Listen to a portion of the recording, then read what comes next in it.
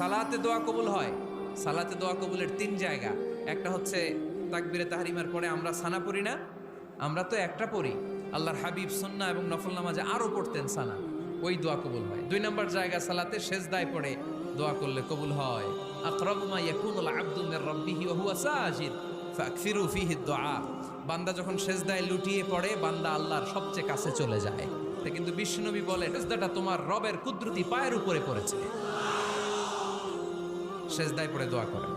সালাম ফিরানোর আগে বিশ্বনবী দোয়া করতেন, লা ইউসাল্লিমান্না আহাদুকুম হাত্তা ইয়াতাআওয়াযা মিন আরবা'a। আল্লাহর হাবিব বললেন, চার জিনিস থেকে পানাহানা আছে আমার কোন উম্মত যেন সালাম না ফিরায়। তারা যেন পড়ে, আল্লাহুম্মা ইন্নী আউযু বিকা মিন আযাবিল কবর, আউযু বিকা মিন আযাবি জাহান্নাম, আউযু বিকা মিন ফিতনাতিল মাহইয়া ওয়াল মামাত, আউযু বিকা মিন ফিতনাতিল মাসিহিদ দাজ্জাল। আল্লাহ কবরের আযাব থেকে বাঁচাও, আল্লাহ জাহান্নামের আগুন থেকে বাঁচাও, আল্লাহ জীবন